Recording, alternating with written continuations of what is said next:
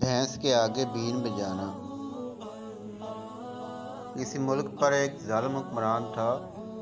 اس نے لوگوں کے دن کے اجالے کو رات کی تاریکی میں بدل دیا، لوگوں کی نیند حرام کر دی۔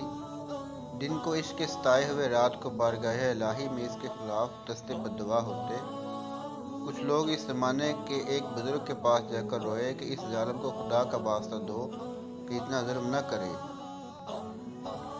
بزرگ نے کہا، مجھے شرم آتی ہے کہ اس کے سامنے اپنے پیارے خدا کا نام لوں، کیونکہ ہر کوئی اللہ کے پیغام کے لائق نہیں ہے۔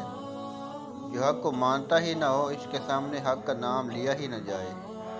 یہی حق ہے کہ حق والے کے سامنے ہی کہنا چاہیے۔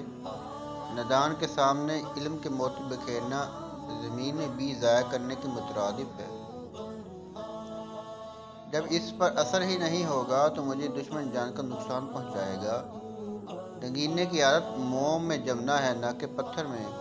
ظالم مجھ سے خفا ہے تو تعجب نہیں، کیونکہ وہ چور ہے اور میں چوکیدار۔ کوشش سبھی کرتے ہیں، لیکن نیکی کی گیند ہر کوئی نہیں لے جا سکتا۔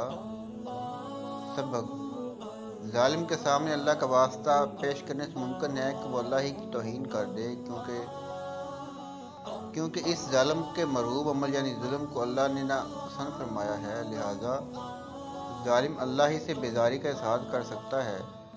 نصیحت اسی کو کی جائے جس کو فائدہ پہنچنے کی امید ہو، ورنہ نصیحت بھی برباد ہوگی اور وقت بھی ضائع ہوگا۔ قرآن مجید میں فرمایا گیا ہے، نصیحت کر اگر فائدہ دے۔